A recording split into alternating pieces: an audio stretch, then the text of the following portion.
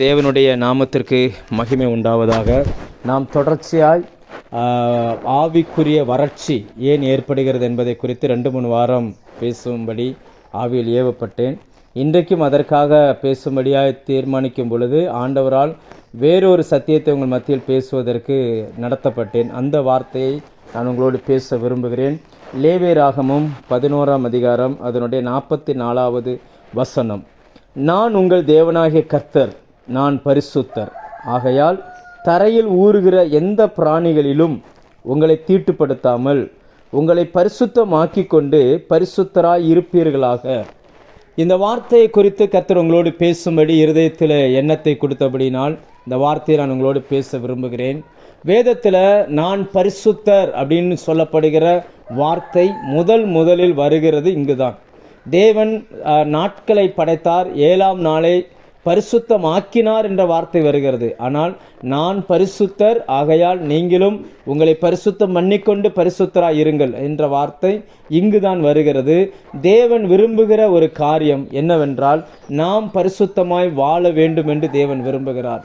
பரிசுத்தம் இல்லாமல் தேவனை தரிசிப்பது கூடாத காரியம். யாராக இருந்தாலும் சரி, பரிசுத்தம் இல்லாமல் யாராலும் தேவனை தரிசிக்க முடியாது. அது ஊழியம் செய்கிறவங்களா இருக்கலாம், செய்யாதவங்களா இருக்கலாம், ஆணாக இருக்கலாம், பெண்ணாக இருக்கலாம், படித்தவங்களா இருக்கலாம், அல்லது எப்பேற்பட்ட மனுஷனாக வேணாலும் இருக்கலாம். தேவனை நீங்கள் தரிசிக்க வேண்டும் என்றால் பரிசுத்தம் அவசியம். ஊழியம் செய்வதற்கோ ஜெபிப்பதற்கோ அல்ல, கர்த்தரை சந்திப்பதற்கு பரிசுத்தம் அவசியம். எனவே நம்முடைய இந்த நாட்களில் நான் உங்களுக்கு இன்றைக்கு பரிசுத்தத்தை குறித்து கொஞ்சம் அதிகமாய் பேச விரும்புகிறேன். அதிலும் அந்த வேத வசனம் என்ன சொல்கிறது என்றால், பூமியில் ஊறுகிற அப்படின்ற வார்த்தை போட்டிருக்கார். தரையில் ஊறுகிற எந்த பிராணிகளிலும் உங்களை தீட்டுப்படுத்தாமல் அப்படின்னு போட்டிருக்கிறார். அப்போது மனுஷனுக்குள்ள இந்த ஊறுகிற பிராணிகளின் சில சுபாவங்கள் இருக்குது.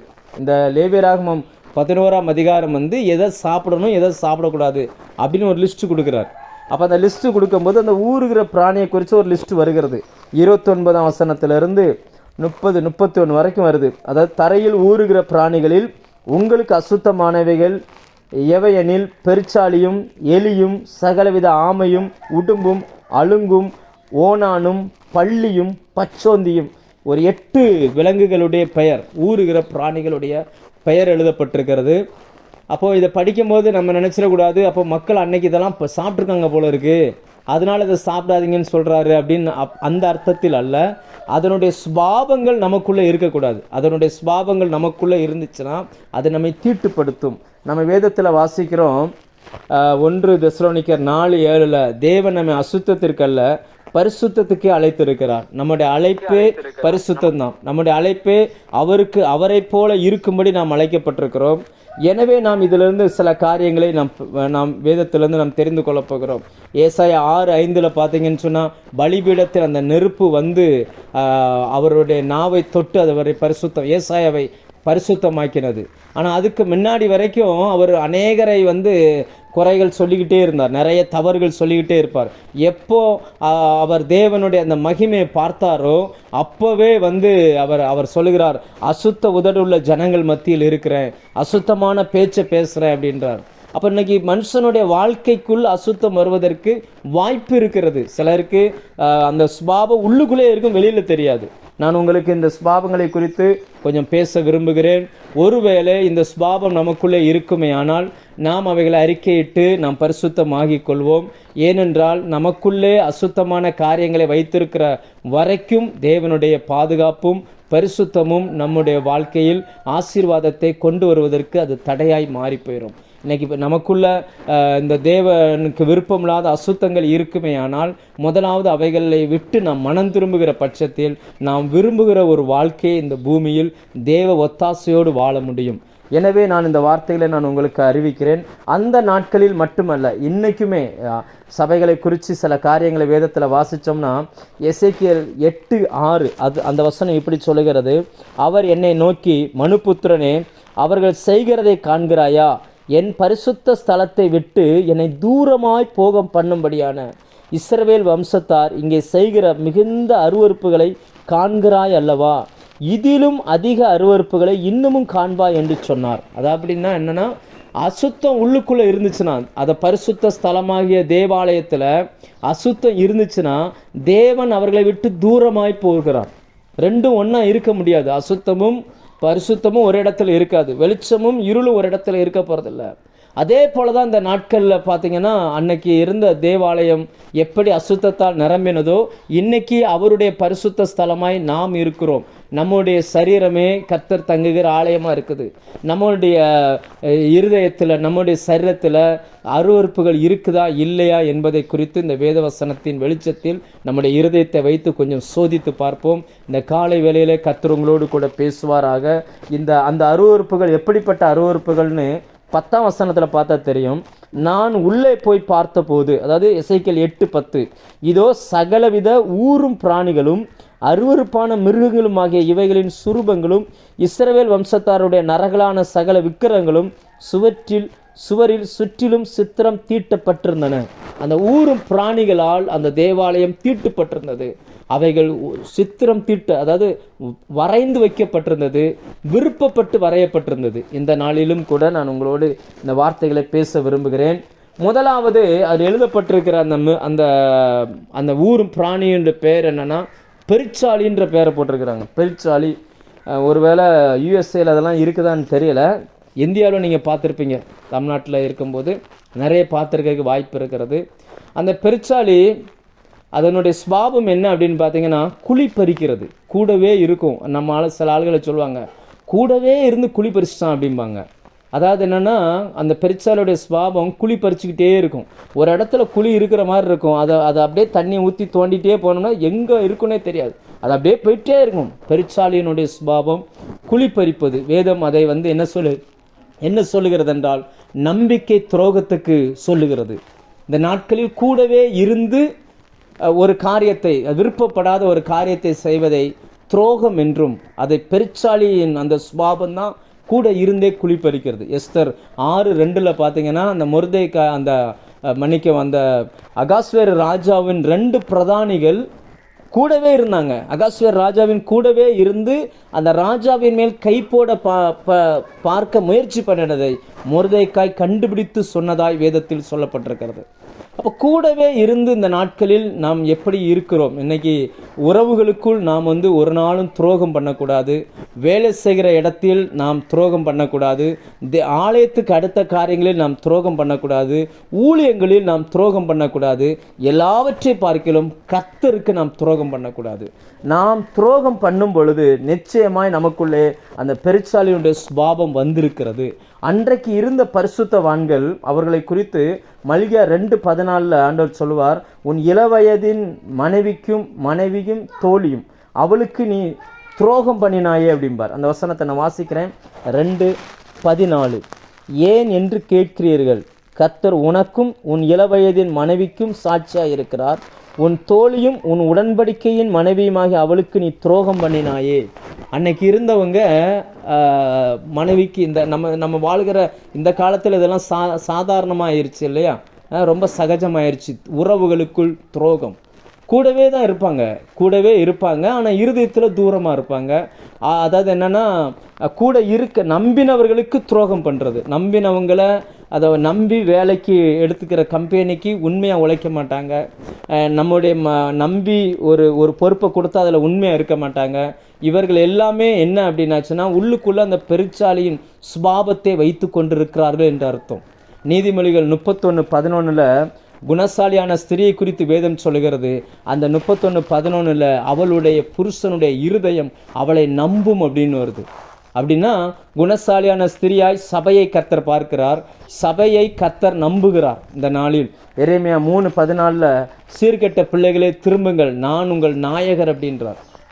ஆங்கிலத்தில் படித்து பாருங்கள், நான் உன்னுடைய கணவன் அப்படின்றார். அப்போ இன்னைக்கு நம்ம கர்த்தருக்கு துரோகம் பண்ணுறோமா? தேவனுக்கு அடுத்த காரியங்கள் நம்ம எப்படி நடந்து கொள்கிறோம்? நம்மை நம்பி கர்த்தர் தந்த பொறுப்புகளில் நாம் உண்மையாக இருக்கிறோமா? இன்னைக்கு ஒருவேளை இயேசுவை அறியாத ஒரு குடும்பத்தில் நீங்கள் பிறந்து வளர்ந்துருக்கலாம், ஒரு சின்ன ஒரு குக்கிராமத்தில் இருந்திருக்கலாம். ஆனால் இன்னைக்கு கர்த்தர் உங்களை ஒரு நல்ல இடத்துக்கு நான் கொண்டு வந்திருக்கிறாரு. இப்போ ரட்சிப்பின் அந்த மேன்மை, ரட்சிப்பின் அந்த அனுபவம் இல்லாத உங்களுடைய உறவுகளுக்கு நீங்கள் ரட்சிப்பை சொல்லுவீங்கன்னு நம்பி தான் கர்த்தர் உங்களை கொண்டு வந்தார். நீங்கள் அவங்களுக்கு உதவி செய்வீங்க நம்பி தான் இயேசுவை அறியாத ஜனங்களுக்கு மத்தியில் உங்களுக்கு ஒரு வேலையை வாங்கி கொடுத்து அங்கே உங்களை அனுப்பினார். அவர் உங்களை நம்புகிறார். அந்த நீதிமொழிகள் 31:11 படி அவளுடைய புருஷனுடைய இருதயம் அவளை நம்புகிறது. குணசாலியான அந்த பெண்ணை நம்புகிறது. இன்னைக்கு உங்களையும் என்னையும் கர்த்தர் அப்படி பார்க்கிறார், நம்மை நம்புகிறார். ஆனால் அந்த நம்பிக்கையை நாம் எப்படி காப்பாற்றிக் கொள்கிறோம்? நாம் அந்த நம்பிக்கைக்கு துரோகம் பண்ணும் பொழுது, அவர்களுக்கு சரியானபடி சத்தியத்தை காட்டாமல் போகும் பொழுது, அல்லது அவர்களுக்கு நாம் செய்ய வேண்டிய கடமையை செய்யாமல் போகும் பொழுது, தேவன் விரும்புகிற அந்த பரிசுத்தம் நமக்குள்ளே இல்லாமல் இந்த பெருச்சாலியின் குணம் நம்மை கெடுக்கிறது. இதுக்கு சரியான ஒரு உதாரணம்னா யூதாஸ். அந்த நாட்களில் இயேசுவின் சீசர்களிலேயே படித்தவர் ஒருவர் உண்டென்றால் அது மத்தேயு மட்டும்தான். அவர் ஆயத்துறையில் வேலை பார்த்து கொண்டிருந்தார்.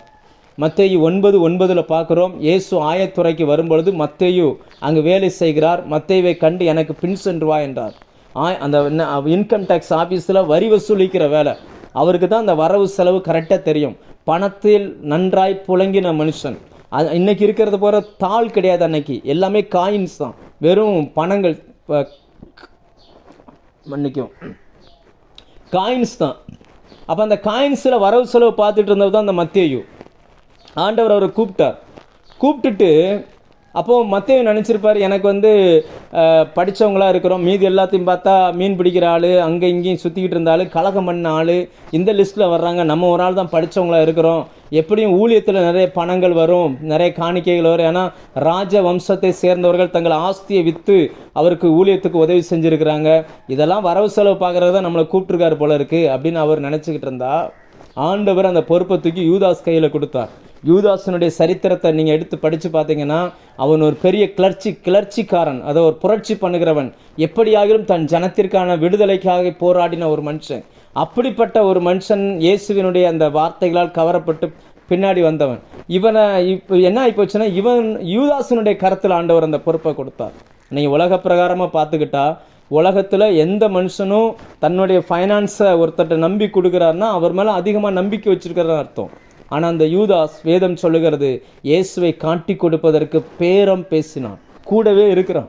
நீங்கள் லூக்கா 22ஆம் அதிகாரம் எடுத்து படித்து பார்த்தீங்கன்னா 6வது வசனத்தில் அவன் சமயம் தேடினான் காட்டி கொடுப்பதற்கு. ஏன் காட்டி கொடுக்கணும்? இயேசுனா யாருன்னு எல்லாருக்குமே தெரியும். காட்டி கொடுக்கணும் விஷயம் என்னன்னா, அவர் எப்போ தனியாக இருப்பார், ஏன்னா ஜனங்களாகவே இருந்துக்கிட்டு இருக்காரு, அவர் மேலே கை வைக்கிறதா இருந்தால் ஜனங்கள் கொந்தளிப்பாங்கன்னு பயந்து தான் யாருமே போகல. எப்போ தனியாக இருக்காருன்றதை சொல்லணும், அவ்வளோதான். அதுக்கப்புறம் தான் திருவிருந்தே ஆரம்பிக்குது. அந்த பந்தியில் உட்கார்ந்துருக்கும் போது கூட அவர் சொல்லுகிறார், உங்களில் ஒருவன் என்னை காட்டி கொடுப்பான் அப்படின்னு சொல்கிறார். என்னோடு கூட அவனுடைய கரம் இருக்குது அப்படின்னு, என் கூட ஒரே தட்டில் சாப்பிட்றான் அப்படின்றார். அவர் எவ்வளவோ சொல்லி பார்க்குறார், ஆனால் அவருக்குள்ளே இருந்த அந்த இருதயம் இருக்குது பார்த்தீங்களா, அந்த பெருச்சாலியினுடைய சுபாவம், கூட இருந்தே குழி பறிக்கிற அந்த சுபாவம், அது கடைசி வரைக்கும் மாறவே இல்லை. இன்றைக்கி சில பேர் சொல்கிறாங்க, யூதாஸ் அப்படி நினைக்கல, அவருக்கு ஊழியத்தில், இயேசுவின் ஊழியத்தில் நிறைய பணம் தேவைப்பட்டுச்சு, அதனால் என்ன பண்ணிட்டார்னா, எப்படியும் இயேசு மறைஞ்சிருவார், ஏற்கனவே 2-3 தடவை மறைஞ்சிருக்கிறாரு, அப்படி மறைஞ்சு போயிடுவார், அப்படி நினச்சிட்டு போய் பணத்தை வாங்கிட்டாருன்னு சிலர் அவங்களுக்கு தகுந்த மாதிரி சொல்கிறாங்க. ஆனால் அது உண்மை கிடையாது. வேதம் தெளிவாய் சொல்லுகிறது. இயேசுவே சொன்னார், அவன் பிறவாமல் இருந்தால் அவனுக்கு நலமாக இருக்கும் அப்படின்னார்.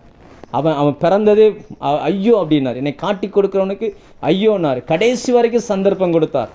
யார் அப்படி என்று கேட்கும் பொழுது கூட அந்த அப்பத்தை பிட்டு திராட்சரசத்தில் முக்கி கொடுத்தார். யூதர்களுடைய கலாச்சாரத்தில் ஒருத்தருக்கு அந்த எஜமான், அந்த வீட்டு ஓனர் அப்பத்தை எடுத்து திராட்சரசத்தில் முக்கி கொடுத்துட்டார்னா இவரால் அவருக்கு ஆபத்து வராது, அவரால் இவருக்கு ஆபத்து வராது என்பது எழுதப்படாத சட்டம். அவ்வளவு நம்பிக்கைக்குரியவராய் பார்த்த அந்த யூதாஸ் துரோகம் பண்ணினார். இந்த நாளிலே உங்களை நம்பி கர்த்தர் உங்களுக்கு மேன்மை கொடுத்தார். எஸ்தர் 4:14 சொல்லுகிறது, மொர்தெக்காய் இந்த எஸ்தரை பார்த்து சொல்லும் பொழுது, இந்த காலத்தில் உதவியாக இருப்பதற்காக உனக்கு ராஜ மேன்மை கிடைத்திருக்கலாமே அப்படின்னு சொல்லி, கர்த்தர் உங்களுடைய கிராமங்களை ரட்சிப்பதற்கும் கிராம ஜனங்களை விடுவிப்பதற்கும் அப்படிப்பட்ட சந்தர்ப்பங்கள் உள்ளே போவதற்கு உங்களை கர்த்தர் உயர்த்தி வைத்திருக்கலாம். இந்த நாளிலே தேவன் உங்களை உயர்த்தி வைத்திருக்கிறார். அவருக்கு நீங்கள் காட்டுகிறதான அந்த நன்றி கடன், உங்களுடைய பிரதி உபகாரம் என்ன என்பதை இந்த நாளில் யோசித்து பாருங்கள். உங்கள் கூட வேலை செய்கிறவங்களுக்கு இயேசு இல்லாமல் வாழ்கிறார்கள் என்றால், இயேசு இல்லாத ஒரு இருதயம்தான் உங்களுக்கான பணித்தளம். இயேசு இவை உடையவன் ஒரு மிஷினரி, இயேசு இல்லாத இருதயம் ஒரு பணித்தளம். கர்த்தர் உங்களை அந்த பகுதிக்கு கொண்டுட்டு போகிறார். உங்கள் மூலமாய் அநேகருக்கு இயேசுவை காட்ட விரும்புகிறார். நீங்கள் அதை காட்டாதபடிக்கு, பேசாதபடிக்கு, அப்படியே உள்ளுக்குள்ளே வச்சுக்கிட்டே நீங்கள் இருக்கிறீங்க அப்படின்னா அந்த பெருச்சாளியின் சுபாவம் இந்த நாளில் நமக்குள்ளே இருக்கிறது என்று அர்த்தம். நாம் எப்படி நடந்து கொள்கிறோம் என்பதை இந்த காலை வேளையில் நாம் கொஞ்சம் சிந்தித்து பார்ப்போம். ஒருவேளை உங்கள் குடும்பத்தில் ரட்சிக்கப்படாதவர்கள் இருக்கலாம், உங்கள் நண்பர்கள் ரட்சிக்கப்படாதவங்களாக இருக்கலாம், உங்கள் சுற்றத்தார் ரட்சிக்கப்படாதவங்களாக இருக்கலாம், ஆனால் நீங்கள் ரட்சிக்கப்பட்டவங்களாக இருக்கலாம். அத்தனை ஆத்துமாக்களுக்கான பொறுப்பை கர்த்தர் உங்கள் கரத்தில் வைத்திருக்கிறார். நாம் கொஞ்சம் ஜாக்கிரதையாக கவனத்தோடு நாம் நடந்து கொள்வோம். ரெண்டாவதாக அடுத்து ஒரு விலங்கு எழுதப்பட்டிருக்கிறது. அதனுடைய பெயர் எலி. எலி அப்படின்னு எழுதப்பட்டிருக்கிறது. இந்த எலிக்கு 2 சுபாவம் இருக்குது, முக்கியமான சுபாவம். ஒன்று என்னென்னா, எலி விதைப்பதும் இல்லை, அறுப்பதும் இல்லை, ஆனால் திருடி சேர்க்கும், திருடுகிற அந்த சுபாவம் உள்ளது. அந்த எலியை பார்த்தீங்க அப்படின்னாச்சுன்னா எப்போவுமே திருடக்கூடிய சுபாவம் உள்ளது. சிலருக்கு அந்த திருடக்கூடிய சுபாவம் இருக்குது. நம்ம நினைப்போம், நமக்கு அப்படிப்பட்ட பழக்கம் இல்லையே, நான் எதுவுமே திருடினது இல்லையே. நமக்கு சரி எழுத்தின் பிரகாரமான திருட சுபாவம் இல்லாமல் இருக்கலாம், ஆனால் அந்த மகிமையை திருடுகிற அந்த பழக்கம் அநேகருக்குள்ளே இருக்குது. தேவன் நம்ம இன்னைக்கு வேலை செய்கிறோம் என்றால் கர்த்தர் கொடுத்தது இந்த வேலை. நாம் வேலை செய்வதற்கான பலனை கர்த்தர் கொடுத்தார்.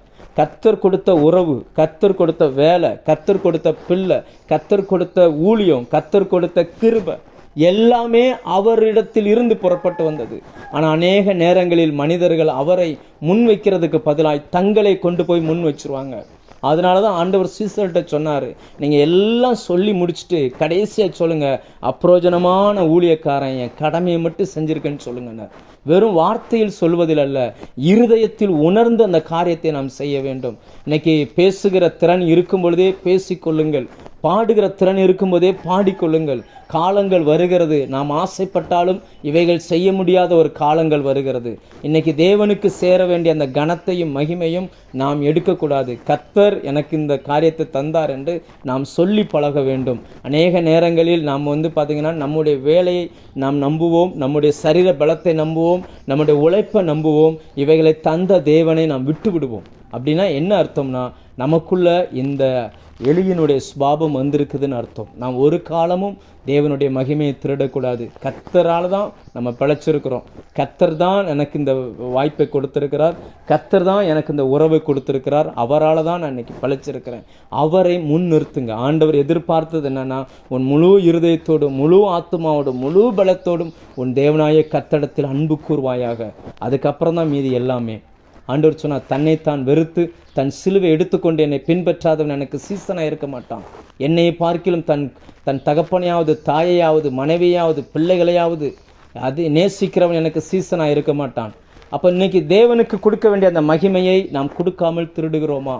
அதை கொஞ்சம் கவனமாக கொஞ்சம் யோசித்து கொஞ்சம் நிதானித்து சிந்தித்து பார்ப்போம். அநேக நேரங்களில் நம்ம தனியாக இருக்கும்போது இப்படி தான் இருப்போம், ரொம்ப கவனமாக இருப்போம். ஆனால் 4 பேர் நம்மை குறித்து புகழ்ந்து பேசும் பொழுது, மற்றவர்கள் செய்ய முடியாத ஒரு வேலையை நீங்கள் செய்யும் பொழுது, மற்றவங்களுக்கு புரியாத ஒன்றை நீங்கள் சொல்லி புரிய வைக்கும் பொழுது, அநேகர் உங்களை பேசும் பொழுது நம்மளுடைய செயல்பாடுகள் எப்படி இருக்கிறது என்பதை அதை நம்ம கொஞ்சம் சோதித்து பார்ப்போம். ரெண்டாவது, இந்த எலியினுடைய இன்னொரு சுபாவம் என்ன அப்படின்னாச்சுன்னா, பொருட்களை சேதப்படுத்தக்கூடியது, எப்போவுமே டேமேஜ் பண்ணக்கூடியது. அது பார்த்தீங்கன்னு சொன்னால் அது சிலருக்குள்ளே அந்த சுபாவம் இருக்கும். டக்குன்னு கோபம் வந்துச்சுன்னா என்ன பண்ணுவாங்கன்னா, பொருளை தூக்கி கீழே உடச்சிருவாங்க, டக்குன்னு உடச்சிருவாங்க. சிலர்லாம் செல்ஃபோனை தூக்கி எரிஞ்சிருவாங்க, சாப்பாடு கொடுத்துக்கும்போது தட்டை தூக்கி போட்டுருவாங்க. அந்த பொருட்களை டேமேஜ் பண்ணக்கூடியது. ஆண்டவரை பொறுத்த வரைக்கும் எதையுமே டேமேஜ் பண்ண அவர் விரும்பவே மாட்டார். நீங்கள் அந்த 5 அப்பம் 2 மீன் அதை கொடுக்கும்போதும் மீதமான துணிக்கைகளை 12 கூட நிறைய எடுத்தார்களாம். ஆண்டவரே சொன்னார், துணிக்கைகளை எல்லாம் கூடையில் நிரப்புங்க அப்படின்னார். துணிக்கைன்னா அப்பம் கிடையாது, நம்ம சாப்பிட்டுட்டு மிச்சம் வருது இல்லையா, இப்போ ஒரு கொஞ்சம் கொஞ்சம் கொஞ்சம் சின்ன சின்ன பீஸ் கீழே விழும் இல்லையா, சாப்பிட்டு போக மிச்சம் இருக்கும் இல்லையா, அதை தான் துணிக்கை அப்படிம்பாங்க. அதை கூட அந்த அந்த அங்கே வேஸ்ட் பண்ணக்கூடாது, அவ்வளோத்தையும் எடுத்துருங்க அப்படின்றார். ஏன் எடுத்துருங்கன்னா, அடுத்து நம்ம கடலில் போகிறோம். அதை நீங்கள் கவனமாக அந்த வேத பகுதியை படித்தா தெரியும். அதை எடுத்ததுக்கப்புறம் அடுத்து டக்குன்னு அவங்க கடலில் போயிடுவாங்க. அப்போ அந்த மிச்சத்தை கொண்டு போய் அந்த கடலுக்காவது, அந்த கடலில் இருக்கிற மீன்களுக்காவது உணவாக போடுங்க, எதையுமே வேஸ்ட் பண்ணாதீங்க அப்படின்னார். இந்த நாட்களில் நாம் எத்தனை பொருட்களை வேஸ்ட் பண்ணுகிறோம், எவ்வளவு பொருட்களை நாம் வீணாய் செலவழிக்கிறோம். கொஞ்சம் நிதானித்து பாருங்கள். உங்கள் நேரத்தை, எவ்வளவு நேரத்தை நீங்கள் வேஸ்ட் பண்ணுறீங்க. எவ்வளவு பேச தெரியாதவர்கள் எத்தனையோ பேர் வாழுகிற உலகத்தில் நம்முடைய பேச்சு திறமை வச்சு கர்த்தருக்கு கனத்தை கொண்டு வந்திருக்க வேண்டிய நாம் அநேக நேரங்களில் அவைகளை எப்படி வீணடிக்கிறோம், எத்தனை நேரத்தை நம்ம டைம் வேஸ்ட் பண்ணுகிறோம், எத்தனை இடங்களில் நம்ம பிரயோஜனமற்றவர்களாய் நம்ம நடந்து கொள்கிறோம். கொஞ்சம் யோசிச்சு பாருங்கள். எதையுமே சேதப்படுத்தாதீங்க. எல்லாம் கர்த்தர் கொடுத்ததுங்க, எல்லாம் கர்த்தரால். சில வீடுகள்லாம் பார்த்தீங்கன்னா, நான் இப்போ இங்கே சொல்கிறேன், எங்கள் ஏரியாக்கள்லாம் பார்த்தீங்கன்னு சொன்னால் பகலில் லைட்டு போட வேண்டாம் அப்படின்னு சொல்லி அரசாங்கம் இபி இந்த கரண்ட்டு, நம்ம வெயில் நேரங்களில் கரண்ட் அடிக்கடி போகுது, ஏன்னா நிறைய செலவாகுது, தண்ணி கம்மியாகிடுது, அப்போ கரண்ட்டு உற்பத்தி குறையுதுன்னு பகலில் லைட் போடாதீங்கன்னு இருக்கும், பகலில் லைட் போட்டுட்ருப்பாங்க. நிறைய நேரங்களில் பார்த்தீங்கன்னு சொன்னால் தெரு லைட்டு எரிஞ்சிட்டே இருக்கும், விடிய விடிய எரிஞ்சிட்ருக்கும். என்ன காரணம் அப்படின்னாச்சுன்னா அந்த சின்ன சின்ன சோம்பேறித்தனம் அதை டேமேஜ் பண்ணுறது. இந்த நாட்களில் நாம் பொருட்களை சேதப்படுத்தக்கூடாது. ரெண்டாவது, அந்த எலியினுடைய அந்த சுபாவம் 2 விஷயந்தான். பிசாசினுடைய இன்னொரு சுபாவம் திருட்டு சுபாவம். ஆண்டவர் பிசாசை சொல்லும் பொழுது அவன் திருடன் அப்படின்னார். திருடவும் கொல்லவும் அழிக்கவுமே அன்றி வேறு ஒன்றுக்கு மறான் அப்படின்னார். அப்போ உங்களுக்குள்ள இன்னைக்கு நமக்குள்ள இந்த எலியின் சுபாவம் இருந்துச்சுன்னா நாம் உழைக்காமல் அறுக்காமல் மற்றவங்களுக்குள்ளதை திருடக்கூடாது. அதாவது என்னென்னா, அநியாயமான சம்பாத்தியம் சாபத்தை வீட்டுக்குள்ளே கொண்டு வந்துடும். வேலை செய்கிற இடங்களில் கவர்மெண்ட் நியமித்திருக்கிற அந்த நாட்களில் உங்களால் எவ்வளோ பெஸ்ட்டாக ஒர்க் பண்ண முடியுமோ அவ்வளோ பெஸ்ட்டாக ஒர்க் பண்ணணும். நீங்கள் நிருபங்களை படித்து பார்த்தீங்கன்னா வேலையை ஊழியம்னு தான் கர்த்தர் சொல்லுகிறார். மனுஷனுடைய பார்வைக்கு வேலை செய்யாமல் கர்த்தருக்காக அதை ஊழியமாக செய்யுங்க அப்படின்றார். இந்த நாட்களில் தேவன் நம்மிடத்தில் அதை எதிர்பார்க்கிறார். நமக்குள்ள அந்த எலியினுடைய ஸ்பிரிட் இருக்குதான்றதை நம்ம கொஞ்சம் சோதித்து பார்ப்போம். அடுத்ததாக வேதம் சொல்லுகிறது சகல விதமான ஆமை அப்படின்னு சொல்லுது. ஆமைன்னு மொத்தமாக பொதுவாக சொல்லாமல் சகல விதமான ஆமை அப்படிங்குது. இந்த ஆமை நமக்கு தெரியும், ஆமையும் முயலுமான அந்த கதை தெரியும் இல்லையா? ஆமை ஸ்லோவாக தான் போகும், முயல் வேகமாக போகும். ஆனால் இந்த ஆமை தரையில் தான் ஸ்லோவாக போகும். தண்ணியில் விட்டுட்டாங்கன்னு வச்சுக்கோங்களேன், ஆமையோட ஸ்பீடே கூடிரும். அப்போ இதுலேருந்து என்ன தெரியுது அப்படின்னாச்சுன்னா, ஆண்டவர் ஃபஸ்ட்டு ஏன் சகல விதமான ஆமைன்னு எழுதுறாங்கன்னா, பெரிய ஆமையினால் பெரிய பிரயோஜனம் ஒன்றும் இல்லை. இப்போ சமீப காலமாக ஒரு 2 வருஷமாக பார்த்திங்கன்னா சின்ன சின்ன ஆமைகள், நட்சத்திர ஆமைகள்னு கடலில் இருக்குது. அந்த நட்சத்திர ஆமைகள் பல லட்சம் வேல்யூ உள்ளதான். அதை பார்த்திங்கன்னா எடுத்து ஹேண்ட்பேக்கில் வச்சு கூட கொண்டு போயிடுவாங்க. அதனால் இப்போ கஸ்டம்ஸில் அதெல்லாம் பிடிக்க ஆரம்பிச்சிட்டாங்க. அப்போது அது பிரயோஜனம் உள்ளதோ பிரயோஜனம் அற்றதோ அது இன்னொரு பக்கம் இருந்தாலும் ஆமையில் பல வடிவங்கள் இருக்குது. பொதுவான சுபாவம் ஒன்று தான். ஆமை தரையில் ஸ்லோ, அது தண்ணியில் ஸ்பீடு. அது அப்படின்னா என்ன அர்த்தம் அப்படின்னாச்சுன்னா, அடுத்தவர்களுடைய வேலைன்னு வந்துச்சுன்னா ஸ்லோவாக செய்வாங்க, தங்களுடைய வேலைன்னு வந்துச்சுன்னா ஸ்பீடாக செய்வாங்க. இப்போ இதே தமிழ்நாட்டில் புரிகிற மாதிரி சொல்கிறதா இருந்தால், மாப்பிள்ளை வீட்டிலேருந்து சொந்தக்காரங்க வந்தாங்கன்னா சமையல் வேலை ஒரு மாதிரியாக இருக்கும். பொண்ணு வீட்டில் உள்ள அந்த அம்மா வீட்டில் உள்ள சொந்தங்கள் வந்தாங்கன்னா இவங்களுடைய சமையல் வேறு மாதிரி இருக்கும். ஆனால் நீங்கள் யாரும் அப்படி இருக்க மாட்டீங்கன்னு நான் நம்புகிறேன். ஆனால் ஒன்றை புரிந்து கொள்ளுங்கள், உங்களுடைய காரியங்களில் நீங்கள் எவ்வளவு சின்சியாரிட்டியாக இருக்கிறீர்களோ அப்படியே நீங்கள் மற்றவருடைய காரியத்திலும் சின்சியாரிட்டியாக இருக்க வேண்டும். சில நேரங்களில் பார்த்தீங்கன்னு சொன்னால் தங்களுக்காக ஜெபிக்கும்போது, நிறைய கிறிஸ்தவர்கள் தங்களுக்காக ஜெபிக்கும்போது அழுவார்கள், புலம்புவார்கள். ஆனால் அதே பிரச்சனையோடு மற்றவங்க இருப்பாங்க. அவங்களுக்காக ஜெபிக்கும்போது அந்த பாரமே அவங்களுக்கு வராது. சும்மா ஏதோ மற்றவங்களுக்குன்னு வரும்பொழுது ஒரு நியூஸ் ஒரு மெதுவாய் போகிறது, மெதுவாக போகிறது, தன்னுடைய வேலைன்னு வந்துச்சுன்னா ஸ்பீடாக போகிறது. இதை தேவன் விரும்பவே இல்லை. அதை நாம் இந்த நாட்களில் அவைகளை நாம் மாற்றிக்கொள்ள வேண்டும். மற்றவங்களுடைய ஊழியம்னு வரும்பொழுது ஒரு மாதிரியாகவும், தன்னுடைய ஊழியம்னு வரும்பொழுது வேறு ஒரு மாதிரியாகவும் அப்படி கிடையாது. நாம் அந்த வித்தியாசமே இருக்கக்கூடாது. கர்த்தர் நம்ம வைத்திருக்கிற இந்த சுபாவம் அநேகருக்குள்ள சில நேரங்களில் அந்த மாதிரி பழக்க வழக்கம் வந்துடுது. நீங்கள் இன்றைக்கி நாம் எப்படி நடந்து கொள்கிறோம்? நாங்கள் வேலை செய்கிற நாட்களில் ஒரு கம்பெனியில் நான் வேலை பார்க்கும்போது பார்த்திங்கன்னா அந்த வேலையை கான்ட்ராக்ட் கொடுத்துருப்பாங்க. கான்ட்ராக்டுன்னு வேலைக்கு போயிட்டாங்கன்னா அவங்க வேலையே வித்தியாசமாக இருக்கும். அதே நேரம் சம்பளத்துக்கு, அதாவது என்னென்னா கான்ட்ராக்ட் கிடையாது, நீங்கள் எவ்வளோ வேலை செய்கிறீங்களோ அவ்வளவு சம்பளம். அதாவது என்னென்னா ஒரு நாளைக்கு இவ்வளவு ஃபிக்ஸட் சம்பளம் அப்படின்னாச்சுன்னா அவங்க டயத்தை மட்டும்தான் பார்ப்பாங்க. கரெக்டாக 8 மணி நேரம் ஆச்சுன்னா கூட தூக்கிட்டு போயிடுவாங்க, அவ்வளோதான். இவ்வளோ தான் செஞ்சுருக்கீங்க, அதெல்லாம் கிடையாது, நமக்கு தேவை டைம் தானே அப்படிம்பாங்க. அதே நேரம் அவங்களுக்கு இவ்வளோ வேலை, அதாவது ஒரு பீஸுக்கு இவ்வளோ செஞ்சிங்கன்னா இவ்வளோ அமௌண்ட் அப்படின்னா அப்போது ஸ்பீடாக செய்வாங்க. அப்போ இதெல்லாம் உலகத்தினுடைய அந்த ஸ்பிரிட்டுங்க, உலகத்தினுடைய அந்த ஆவி. அந்த ஜாதிகளின் அசுத்தம் வந்து நமக்குள்ளே இருக்கவே கூடாது. நீங்கள் எஸ்ரா 6:21 படித்து பாருங்கள், அதில் அந்த வார்த்தை வரும், ஜாதிகளின் அசுத்தம். உலக ஜனங்களுக்குள்ளே அந்த அசுத்தம் இருக்கலாம், உலக ஜனங்கள் அந்த வித்தியாசத்தை பார்க்கலாம், நீங்களும் நானும் அதை பார்க்கக்கூடாது. ஏனென்றால் தேவன் பரிசுத்தராக இருக்கிறார், அவரிடத்தில் வேற்றுமை இல்லை. அதனால் நாமளும் பரிசுத்தமாக இருக்கணும்னு அவர் விரும்புகிறார். இந்த சுபாவம் நமக்குள்ளே இருந்துச்சுன்னா நமக்குள்ள ஆமையின் சுபாவம் வந்திருக்குன்னு அர்த்தம். இது வெளியில் போகாமல் தேவனுடைய ஆசீர்வாதம் உள்ளுக்குள்ளே வராது. நிறைய ஜெபிக்கிற தாய்மார்கள், நிறைய உபவாசம் பண்ணக்கூடிய தாய்மார்கள் கூட தங்களை பரிசுத்தம் பண்ணிக்கொள்ளாமல் அறியாமல் கூட இவைகள் ஒட்டி கொண்டிருக்கலாம். கொஞ்சம் கவனமாக இருங்க. பிள்ளைகளின் காரியத்தில் எவ்வளோ அக்கறை எடுக்கிறீர்களோ மருமகளின் காரியத்திலும் அவ்வளோ அக்கறை நீங்கள் எடுக்க வேண்டும். அநேக நேரங்களில் தன்னுடைய மகள்னு வரும்பொழுது ஒரு மாதிரியாக நடந்துக்கிடுறவங்க மருமகள்னு வரும்போது வேற ஒரு மாதிரியாக நடந்துக்கிடுவாங்க. ஸோ இது எல்லாவற்றையும் நீங்கள் மாற்றணும். எல்லாமே பிள்ளை வளர்க்கிற விஷயத்திலும் சரி, பிள்ளையோடு பழகிற விஷயத்திலும் சரி, சமுதாயத்தில் பழகிற விஷயத்திலும் சரி, உங்கள் உறவுகளோடு நீங்கள் எப்படி பழகுறீங்களோ அப்படியே உங்கள் உறவு இல்லாதவர்களோடு நீங்கள் பழகுவதற்கு அதில் அந்த வித்தியாசத்தை சரிப்படுத்தி கொள்ள வேண்டும். ஆண்டவர் சொன்னார், நீங்கள் உங்களையே நேசித்தால் நீங்கள் விசேஷித்து செய்கிறது என்ன? அது ஆயக்காரரும் பாவிகளும் அப்படி செய்கிறார்களே அப்படின்னார். நீங்கள் உங்களை நேசிக்கிறவர்களுக்கே நீங்கள் உதவி செய்தால் நீங்கள் விசேஷமாக செய்கிறது என்ன? அதுதான் மற்ற உலக மனுஷனும் அதை செய்கிறானே. உங்களை நேசிக்கிறவங்களுக்கே நீங்கள் நன்மை செஞ்சீங்கன்னா மற்றவங்களை அதுதான் உலக மனுஷனும் பண்ணுறானே அப்படின்னார். இந்த நாட்களில் நாம் எப்படி இருக்கிறோம்?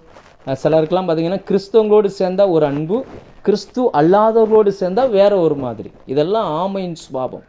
அந்த ஆமையின் சுபாவம் உள்ளே வந்துருச்சுன்னா ஒரு இடத்துல ஸ்லோவாக ஒரு இடத்துல ஸ்பீடாக இது வந்து இருக்கவே கூடாது. ஆண்டவர் இதை அசுத்தம் என்று சொல்லுகிறார், அது நம்மை தீட்டுப்படுத்தும் என்று சொல்லுகிறார். இந்த காலை வேளையில் இந்த சுபாவம் இருக்குமே ஆனால் உங்களை மாற்றிக்கொள்ளுங்கள். ஆண் பிள்ளை பெண் பிள்ளை என்ற பாகுபாடு பார்க்காதிருங்கள். ஒரு பிள்ளையை உயர்வாய் ஒரு பிள்ளையை தாழ்வாய் பாராதிருங்கள். ஒரு இடத்துல அந்த என்னென்னா சிலர்கிட்ட பழகும்பொழுது ரொம்ப அதிகமான கேர் எடுக்கிறது, சிலரை கண்டுக்கிடாமல் விடுறது, இப்படியும் இராதிருங்கள். இவைகள் எல்லாம் ஆமையினுடைய சுபாவம். அடுத்ததாக 4வது ஒரு விலங்கு பேர் எழுதப்பட்டிருக்குது. அதுக்கு பேர் உடும்புன்னு போட்டிருக்கிறாங்க. உடும்பு. அந்த நாட்களில் திருட போகிறவங்க அந்த உடும்பை வச்சுருப்பாங்களாம். அது என்ன பண்ணுவாங்கன்னா தூக்கி அப்படி போடுவாங்க. ஏன்னா படிகள் இருக்காதுல்ல, வீட்டில் சுவர் தானே இருக்கும். அந்த உடும்பு என்ன பண்ணுவோன்னா அப்படி போய் பிடிச்சிக்கிடும். சுவரை பிடிச்சிச்சுன்னா விடாது. அந்த உடும்பினுடைய முதுகில் கயிறை கட்டி அதில் எவ்வளவு பாரம் வேணாலும் ஏறிடுமா. ஆட்கள் ஏறி உள்ளே இறங்கி திருடிட்டு திரும்ப அதில் இறங்கி அந்த உடும்பை தூக்கி தோளில் போட்டு போயிடுவாங்க. அந்த உடும்பை எதுக்கு சொல்கிறாங்கன்னா பிடிவாதம். பிடிச்சிச்சுன்னா பிடிச்சது தான், அப்புறம் அது விடவே விடாது. பிடிவாதம். எங்கள் பிரசங்கி 8:3 பார்த்தீங்கன்னா பிடிவாதமாய் நில்லாதே அப்படின்றார். பெரியோருடைய ஸ்தானத்தில் பிடிவாதமாக நில்லாதே அப்படின்றார். இந்த வாதம் இது வரக்கூடாத ஒன்று பிடிவாதம். சிலருக்கெல்லாம் பார்த்தீங்கன்னு சொன்னால் பிடிவாதம் பிடிச்சிட்டாங்கன்னா அவ்வளோதான், பிடிச்சது தான். அவங்க அதில் விட்டு மாறவே மாட்டாங்க. அந்த பிடிவாதம் அந்த உடும்பினுடைய அந்த சுபாவம் நமக்குள்ளே இருக்கக்கூடாது. லூக்கா 23:10 பாருங்கள், வேத பாரகரும் பரிசேயர்களும் இயேசுவின் மேல் பிடிவாதமாய் குற்றம் சாட்டி கொண்டே இருந்தாங்க. அவங்க விடவே இல்லை. எத்தனையோ முறை பார்த்து சொல்லி பார்க்குறார், இந்த மனுஷன்ட்ட ஒரு குற்றமும் இல்லை, அவர் சாவுக்கு ஏதுவான எதுவுமே செய்யலைன்னு சொல்லி. ஆனால் சம்மதிக்கவே இல்லை. சிலர்லாம் பார்த்தீங்கன்னா பிடிவாதம் பிடிச்சாங்கன்னா அவங்கள சொல்லி புரிய வைக்கவே முடியாது. அவங்க யார் சொன்னாலும் கேட்க மாட்டாங்க. அப்படிப்பட்ட ஒரு பிடிவாதத்தில் இருப்பாங்க. சில பிள்ளைகள்லாம் பார்த்தீங்கன்னு சொன்னால் எனக்கு ஒரு ட்ரெஸ்ஸு வேணும்னு பிடிவாதம் பிடிக்கும். பிடிச்சிச்சுன்னா பிடிச்சது தான். அப்புறமேல அந்த ட்ரெஸ்ஸு வாங்கி கொடுத்தா தான். ஒரு முறை ஒரு கடைக்கு போயிருக்கும் பொழுது ஒரு சின்ன பையனை கூட்டிகிட்டு வந்திருந்தாங்க. அவன் சம்மந்தமில்லாத ஒரு பொருளை கேட்குறான். அவனுக்கு வாங்கி கொடுக்கணுன்னா கடை வீதின்னு கூட பார்க்கல, தரையில் படுத்து உருண்டுட்டான். எப்படி இவைகள்லாம் வருது அப்படின்னாச்சுன்னா இந்த ஸ்பிரிட்டு உள்ளே இருக்குது. உடும்பு அது பிடிச்சிச்சுன்னா பிடிச்சது தான், விடவே செய்யாது. நிறைய நேரங்களில் பிடிவாதம் நமக்கு இருக்கக்கூடாது. நம்ம வந்து ரொம்ப ஃப்ளெக்சிபிளாக, அதாவது என்னென்னா பழகுவதற்கு எளிமையாக இருக்கணும். அதாவது என்னென்னா நிறைய காரியங்களில் நம்ம பிடிவாதமாக இருக்கிறோம். விட வேண்டியதை நம்ம விடணும். பிடிவாதமாக நம்ம இருக்கவே கூடாது. ரெண்டாவது, அந்த உடும்பினுடைய அந்த தோல் வந்து ரொம்ப கடினமானது, ரொம்ப கட்டித்தன்மையானது. அது சீக்கிரத்தில் உரிக்க முடியாது. சிலருக்குள்ளே அந்த பிடிவாதமாக தங்களுடைய ஜாதி பழக்கம், தங்களுடைய பணப்பழக்கம், நிறப்பழக்கம், ஏரியா பழக்கம், சபையின் பிடிவாதம், சிலருக்குள்ள வந்து நாங்கள் பெரிய ஆளாக்குவோம், நாங்கள் இந்த சபைக்கு போகிறோமாக்கும், நாங்கள் இந்த சத்தியத்தை கேட்குறோமாக்கும், நாங்கள் இந்த சத்தியத்தில் வளர்ந்துருக்கமாக்கும். இந்த மாதிரி பிடிவாதம் தேவனை பொறுத்த வரைக்கும் அவர் அதை அருவருப்பாய் பார்க்கிறார், தீட்டாய் பார்க்கிறார். தேவன் மகா பரிசுத்தம் உள்ளவர். அவர் இந்த பூமிக்கு மனிதனோடு மனிதனாக இறங்கி வந்தார். ஆனால் அநேகர் கீழே இறங்கி போய் மனுஷன்கிட்ட பேச மாட்டாங்க. கொஞ்சம் வசதி குறைஞ்சவங்களுக்கு அவங்கள வேற ஒரு கண்ணோட்டத்தில் பார்ப்பாங்க. ஹெல்ப் பண்ணணுன்னா கூட அவங்ககிட்ட இருக்க பழைய துணியை தான் கொடுப்பாங்களே தவிர புது துணி எடுத்து கொடுக்க மாட்டாங்க. அவ்வளோ ஒரு ஒரு சில காரியங்களில் பிடிவாதமாக நிற்கிறது. சிலர்லாம் பார்த்தீங்கன்னு சொன்னால் ஹஸ்பண்டை தான் சொன்னதை கேட்க வைக்கிறதுக்காக பிடிவாதமாக சமைக்க மாட்டாங்க. நான் அமெரிக்காவில் சொல்லலை, நான் இந்தியாவில் சொல்லிகிட்டு இருக்கிறேன். ஒருவேளை இந்த பழக்கம் உங்களுக்குள்ளே இருக்குன்னா தயவுசெய்து நீங்கள் மாற்றிக்கொள்ளுங்கள். இதை கர்த்தர் விரும்பலை. தேவனுக்கு அது விருப்பமில்லாத ஒரு செயல். நாம் பிடிவாதமாக நிற்காதீங்க, பிடிவாதமாக குற்றம் சுமத்தாதீங்க, பிடிவாதமாக எதையும் செய்வேன்னு சொல்லாதீங்க. தேவன் அவைகளை வெறுக்கிறார். தேவன் அது அசுத்தம் என்று எண்ணுகிறார். அந்த அசுத்தம் நமக்குள்ளே இருந்துச்சுன்னா தேவனுடைய பரிசுத்தம் நமக்குள்ளே வர முடியாது. அடுத்த ஒரு விலங்கை சொல்லுறதுக்கு தமிழில் அலுங்குன்னு போட்டிருக்கிறாங்க. சில ஆங்கில மொழிபெயர்ப்பில் அது வந்து நத்தைன்னு போட்டிருக்கிறாங்க. நத்தை, ஸ்னைல், SNAIL, ஸ்னைல்னு போட்டிருக்கிறாங்க. நம்ம நத்தைன்னு எடுத்துக்கிடுவோம். அந்த நத்தைக்கு ஒரு சுபாவம் இருக்குது, 2 சுபாவம் இருக்குது நத்தைக்கு. நீங்கள் நத்தையை கவனித்து பார்த்தீங்கன்னா தெரியும். தொட்ட உடனே அது அப்படியே சுருங்கிடும், நீளமாக போகும். நீங்கள் தொட்டுட்டிங்கன்னா போதும், நீங்கள் தொடணும்னு இல்லை, ஒரு குச்சி வச்சு தொட்டுட்டிங்கன்னா போதும், அப்படியே சுருங்கிடும். அந்த தொட்டா சுருங்குகிற சுபாவம். அந்த தொட்டா சுருங்கின்னு ஒரு செடி உண்டு. அது கேரளா பகுதிகளில் கிடக்கும். சில நேரங்களில் போனால் அதை பார்த்தா ரொம்ப அழகான ஒரு சின்ன பூ அதில் பூக்கும். அது பக்கத்தில் போய் கை வச்சாலே போதும், அது இலையெல்லாம் அப்படியே சுருங்கிடும். அதே மாதிரி சிலருக்குள்ளே அந்த தொட்டால் சுருங்குகிற சுபாவம். ஒரு வார்த்தை கடினமாக வந்துருச்சுன்னா போதும், அப்படியே சுருங்கி. இனி நம்ம இந்த சர்ச்சைக்கு போக வேண்டாம். வேலை செய்கிற இடத்துல அவங்க தவறை சுட்டி காட்டுவதற்காய் கொஞ்சம் கடினமாக பேசிட்டாங்கன்னா போதும், அடுத்து அவ்வளோதான். பெற்றோர் பிள்ளைகளை கண்டிக்கும் பொழுது ஒரு வார்த்தை கடினமாக பேசிட்டார், கணவன் ஒரு வார்த்தையை கடினமாக பேசிட்டார், வேலை செய்கிறவர்கள் ஒரு வார்த்தை கடினமாக பேசிட்டாங்கன்னா அப்படியே சுருங்கி, முகம் அப்படியே சுருங்கிடும். தொட்டால் சுருங்கி, அதெல்லாம் பார்த்தேன். தொட்டால் சுருங்கி அந்த அந்த இலையெல்லாம் பார்த்தீங்கன்னா தொடணுன்னே இல்லை, பக்கத்தில் போய் ஊதினீங்கனாலே போதும், அப்படியே சுருங்கி கொள்ளும். அப்போ எப்போ விரியும்னு பார்த்தீங்கன்னா அது கொஞ்ச நேரம் நீங்கள் நிற்கிற வரைக்கும் விரியாது. ஏன்னா அதுக்குள்ளே அப்படி ஒரு தன்மையை கர்த்தர் வச்சிருக்கிறார். இந்த நத்தையின் சுபாவம் தொட்டால் சுருங்கி கொள்வது. நாம் இந்த சுபாவத்தில் இருக்கக்கூடாது. வேதம் சொல்லுகிறது, நீதிமான் என்னை தயவாய் குட்டி கடிந்து கொள்ளட்டும், அது என் தலைக்கு எண்ணெய் போல் இருக்கும், நான் அதை அல்ல தட்டுவதில்லை, அவங்களுடைய இக்கட்டில் நான் இன்னும் அதிகமாக ஜெபிப்பேன். நான் ஒரு சபையினுடைய ஊழியக்காரன், ஒரு மேய்ப்பன். என்னால் நிறைய நபர்களை, நிறைய ஜனங்களை என்னால் பார்க்க முடியும். ஆனால் சில நேரங்களில் பிரசங்கிக்கும் பொழுது சில வார்த்தைகள் வந்து யாரையும் குறித்து பேசுவதில்லை, குறிப்பிட்டும் பேசுவதில்லை. யாருடைய முகமும் நமக்கு பிரசங்கம் பண்ணும்போது கண்ணுக்கு வருவதில்லை. ஆனால் சத்தியத்தை சத்தியமாய் சொல்லும்படி தேவனால் அனுப்பப்பட்டிருக்கிறோம். அது சில நேரங்களில் சிலருக்கு வந்து அப்படியே காயமாயிருது. அப்போ காயமாயிருச்சுன்னா என்ன செய்யணும் அப்படின்னாச்சுன்னா, அது மனஸ்தாபம், அதுக்கு மனஸ்தாபப்பட்டு தேவனிடத்தில் மனம் திரும்பி அந்த பழக்கத்தை விட்டுருணுமே தவிர, இவங்க உடனே அந்த சுருங்கிட்டு ஆலயத்துக்கு வரமாட்டாங்க, சர்ச்சுக்கு வரமாட்டாங்க. என்னை பார்த்து இப்படி பேசிட்டாரு, அவங்களுக்கு அந்த சுபாவம் இருக்குன்னே தெரியாது. ஒரு முறை ஒரு அம்மா ஜோமனை வந்தாங்க. ஜோமனை வரும்பொழுது கண்ணாடி போட்டிருந்துச்சு அந்த பாப்பா. அந்த ஒரு 16-17 வயசு இருக்கும், கண்ணாடி போட்டிருந்துச்சு. பாஸ்டர், எனக்கு தலைவலி, பயங்கரமாக தலைவலிக்குது, எனக்காக கொஞ்சம் ஜோம் பண்ணுங்க அப்படின்ச்சு. அப்போ நான் சரின்னு ஜோம் பண்ணிட்டு சொன்னேன், டிவி ரொம்ப பார்க்காதம்மா அப்படின்ட்டேன். அவங்க வீட்டில் டிவி இருக்கான்னு கூட எனக்கு தெரியாது. நான் யதார்த்தமாக ஜோம் பண்ணும்போது அப்படி ஒரு வார்த்தை வந்துருச்சு.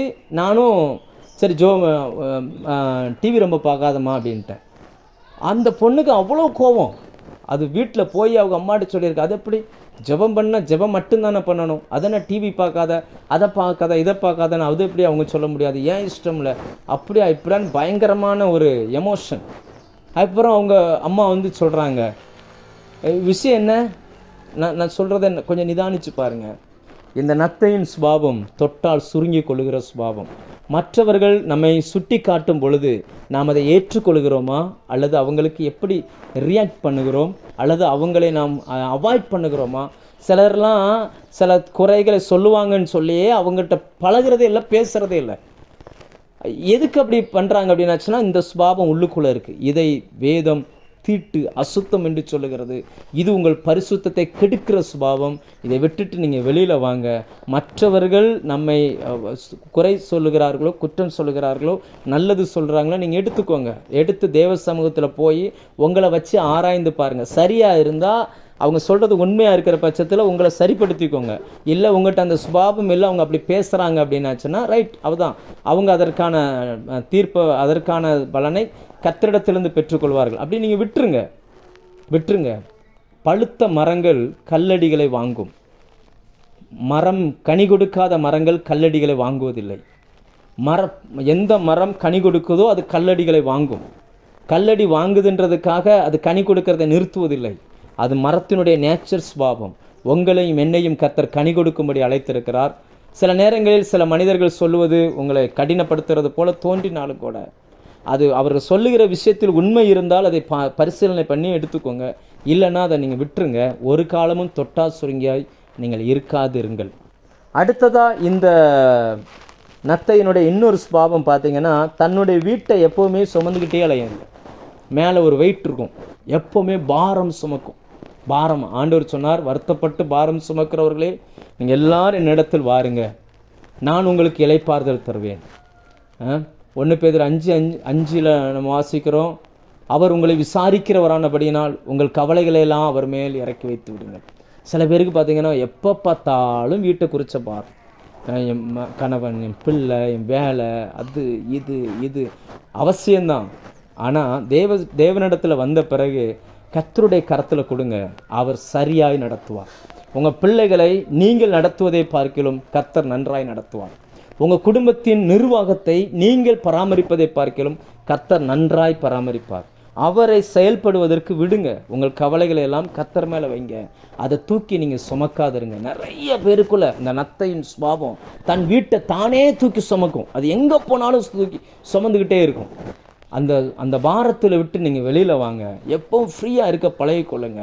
கர்த்தர் அறியாமல் நம்முடைய குடும்பங்களில் ஒன்றும் சம்பவிக்க போவதில்லை. நிதானமாய், ரொம்ப லகுவாய் உங்கள் இருதயத்தை நீங்கள் வைத்துக்கொள்ளுங்கள். உங்கள் சிந்தனை எப்போவுமே லகுவாக வச்சுக்கொள்ளுங்க. நமக்கு ஒரே ஒரு விஷயம் என்னென்னா, கர்த்தர் வரப்போகிறார். வருவதற்குள் நம்முடைய குடும்பங்கள் ரட்சிக்கப்பட வேண்டும். தேவ சமூகத்தில் ஜெபம் பண்ணுங்க. நீங்கள் தூக்கி சுமக்காதிருங்க. எப்போவுமே அது உறவுகள் உங்களுக்கு பாரமாய் மாறிவிடக்கூடாது. வேலை உங்களுக்கு பாரமாயிடக்கூடாது. எதுவுமே உங்களை சுற்றி நெருங்கி நிற்கிற பாரமான யாவற்றையும் தள்ளிவிட்டுன்னு தான் வசனம் சொல்லுகிறது. அதை தூக்கி மேலே வைக்காதீங்க. இந்த நத்தையின் சுபாவத்தை போல உங்களை நீங்களே பாரமாய் மாற்றிக்கொள்ளாதிருங்கள். அப்போ நத்தைக்கிட்ட 2 சுபாவம் பார்த்தோம். ஒன்று தொட்டா சுருங்கிறது, இன்னொன்று வீட்டை சுமக்கிறது, எப்போவுமே பாரத்தோடு இருக்கிறது. அடுத்ததாக இன்னொன்று, அது ஓனான் அப்படின்னு போட்டிருக்கு. எனக்கு தெரிஞ்சு ஓனான்லாம் யாருமே சாப்பிட்ருக்க மாட்டாங்க. ஆனால் அந்த ஓனானுடைய சுபாவம் என்ன அப்படின்னு பார்த்தீங்கன்னா, எப்போவுமே வேலியிலேயே குடியிருக்கும். வேலி ஒரு 2 இடத்து, அதாவது அந்த பக்கம் இன்னொரு ஆள் இடம், இந்த பக்கம் இன்னொரு ஆள் இடம், சென்டரில் போட்டிருப்பாங்களே, அதுக்கு பேர் தான் வேலி. இது எப்போவுமே வேலியிலே தான் நிற்கும். இது எந்த பக்கம் தாவுன்னு யாருக்குமே தெரியாது. இந்த சுபாவமும் மனுஷனை தீட்டுப்படுத்தும். இந்த சுபாவமும் நம்முடைய பரிசுத்தத்தை கெடுக்கும். ஒரு வீட்டுக்கு போனாங்கன்னா அவங்க எந்த சுபாவம், சிலர்லாம் பார்த்துருக்கீங்களா, இவர் என்ன டைப்புன்னே கண்டுபிடிக்க முடியாது. கிறிஸ்தவர் தான், ஆனால் கிறிஸ்தவராக நடந்துக்கிட மாட்டார்.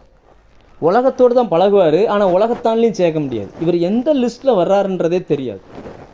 ஐஸ் கட்டி போல், ஐஸ் கட்டி திடப்பொருளிலையும் சேர்க்க முடியாது, திரவ பொருளிலையும் சேர்க்க முடியாது.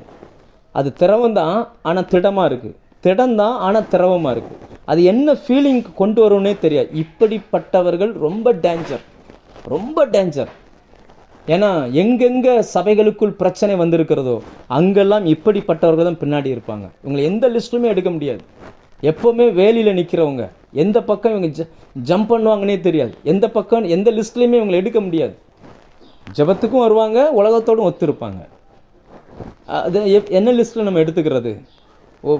பரிசுத்தமும் பேசுவாங்க, அதே போல் பாவ சந்தோஷத்தையும் தப்பு இல்லைன்னு சொல்லுவாங்க. இதை நம்ம எப்படி எடுத்துக்கிறது? ஓனானின் அந்த ஸ்பிரிட்டு, ஓனானின் அந்த சுபாவங்கள் நமக்குள்ளே வந்துருச்சு அப்படின்னா நம்முடைய பரிசுத்தத்தை அது கெடுக்கும். இந்த நாட்களில் அநேகர் அதை நல்லா புரிஞ்சுக்கோங்க. பாவம், பரிசுத்தம் 2 தான். 2க்கும் சென்ட்ராலாம் வாழ முடியாது. நிறைய பேர் நினச்சிட்டு இருக்காங்க நாங்கள் பேலன்ஸ் பண்ணி வாழ்ந்துருவோம். அப்படி கிடையவே கிடையாது. ஒன்று இந்த பக்கம் இல்லை அந்த பக்கம். யோசுவா உருவின பட்டயத்தோடு நின்ற கர்த்தருடைய தூதனானவரை பார்த்து கேட்டார், நீர் எங்களை சேர்ந்தவரோ அல்லது எதிரியை சேர்ந்தவரோ? ரெண்டில் ஒரு பக்கம் தான் நிற்க முடியும். இன்றைக்கி நிறைய பேர் பார்த்திங்கன்னா இங்கேயும் ஒரு காலை வைக்கிறான், அங்கேயும் ஒரு ரெண்டு கால், ஒரு கால் ஆவிக்குரியதில் ஒரு கால் உலகத்தில். இப்படி இருக்க முடியாது. அப்படி இருக்கிறதற்கு சிலர் முயற்சி பண்ணினீங்க அப்படின்னா உங்களுக்குள்ளே இந்த ஓனானுடைய ஸ்பிரிட் உள்ளே இருக்குது. இது உங்கள் பரிசுத்தத்தை கெடுக்கும். தேவன் இதை அசுத்தமாய் பார்க்கிறார். நம்மளை அறியாமலே இது சிக்கிக்கிடும். நம்மளை அறியாமலே இதெல்லாம் தவறுன்னு தெரியாமலே நம்ம சில நேரங்களில் சிக்கிக்கிடுவோங்க. பாவத்தில் சின்ன பாவம், பெரிய பாவம், மீடியம் பாவம் அப்படிலாம் இல்லை. ஒன்று பாவம், இல்லைன்னா பரிசுத்தம். ரெண்டில் ஏதாவது ஒன்று தான். நாம் இதில் எந்த இடத்தில் இருக்கிறோம் அதில் ரொம்ப கவனமாக இருப்போம். ஏன்னா இந்த நாட்களில் ஆண்டவராக இயேசு கிறிஸ்து திரும்பி வருகிற நாட்கள் இது. பரிசுத்தமாக இருக்கிறவன் இன்னும் பரிசுத்தமாகட்டும்னு கர்த்தர் விரும்புகிறார். ஒருவேளை இந்த வார்த்தைகள் உங்கள் இருதயத்தை கொஞ்சம் கடினப்படுத்துகிறதா இருந்தாலும் பிரச்சனை இல்லை. எப்போவுமே தட்டி கொடுக்குற பிரசங்கங்கள் அல்ல, கண்டித்து உணர்த்துகிற பிரசங்கங்கள் தான் எழுப்புதலுக்கு நேராய் கொண்டு போகிறது. பேதுரு நின்று பிரசங்கித்த பொழுது அத்தனை பேரும் இருதயத்தில் குத்தப்பட்டவர்களாய் நாங்கள் என்ன செய்யணும்னு கேட்டாங்க. வேதம் சொல்லுகிறது, இது நம்ம வஸ்திரங்களை மாற்றுகிற காலம் அல்ல, இருதயத்தை கிழித்து தேவனாய கர்த்தரிடத்தில் மனம் திரும்புகிற காலம் இது. இன்றைக்கி ஓனானுடைய அந்த ஸ்பிரிட்டு நமக்குள்ளே இருக்குதா, அந்த ஓனானுடைய சுபாவம் நமக்குள்ளே இருக்குதான்றதை கொஞ்சம் யோசித்து பார்ப்போம். நாம் எந்த பக்கத்துலேயும் நிற்காமல் பேலன்ஸ் பண்ணி வாழ முடியாது. ஒன்று அந்த பக்கம் இல்லை இந்த பக்கம், ஒன்று கர்த்தர் இல்லைன்னா பாகால். எலியா சொன்னார், கர்த்தர் தெய்வம்னா கர்த்தர் ஆராதிங்க, பாகால் தெய்வம்னா பாகால் குந்தி குந்தி நடக்கிறதுனால பிரயோஜனமே இல்லை. நமக்குள்ளே இந்த சுபாவம் இருக்குதான்னு சொல்லி செக் பண்ணிக்கிடுவோம். அடுத்ததாக வேதம் சொல்லுகிறது பள்ளி அப்படின்னு சொல்லி. பள்ளிக்கு நாவில் பசை இருக்கிறது. நாக்கை வைத்து தான் தன்னுடைய உணவை இதை தேடுகிறது. அந்த நாக்கில் இருக்கிற அந்த பசையை வச்சு உணவுகளை கேட்ச் பண்ண பிடிக்குது. இன்றைக்கி நாம் இனிமையாய் பேசுகிற சிலருடைய சுபாவங்கள், பேச்சு ரொம்ப இனிமையாக இருக்கும், ஆனால் செயல் ரொம்ப மோசமாக இருக்கும்.